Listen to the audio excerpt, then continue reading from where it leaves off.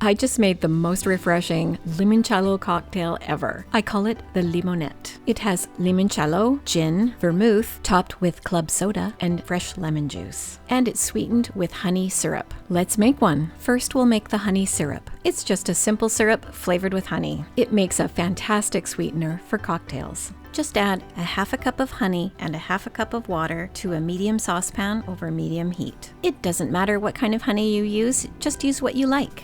Now all you have to do is heat that up until all of the honey is melted into the water, and then completely cool before storing in a sealed jar in the refrigerator. The syrup will keep for about 3 weeks. Make sure you cool it completely before you start using it in a cocktail. Now let's make a cocktail with this syrup. Just want to drink a nice glass of syrup like I do every morning. To a cocktail shaker, add 1 ounce of limoncello, 1 ounce of gin. I'm using Empress 1908 Elderflower Rose gin. It's so yummy. 1 ounce of dry vermouth. And because we want this as lemon-tastic as possible, we're going to add 2 ounces of freshly squeezed lemon juice. And last, we're going to add half an ounce of that honey syrup we just made. This is going to be so good.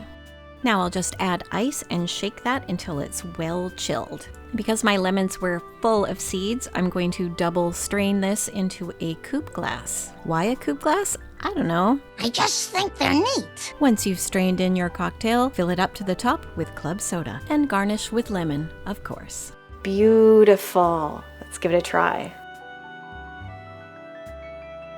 Oh, the honey and the limoncello, so good. It tastes like a cake, like a honey cake. It's got a beautiful tartness from the vermouth and the lemon juice. It's so good.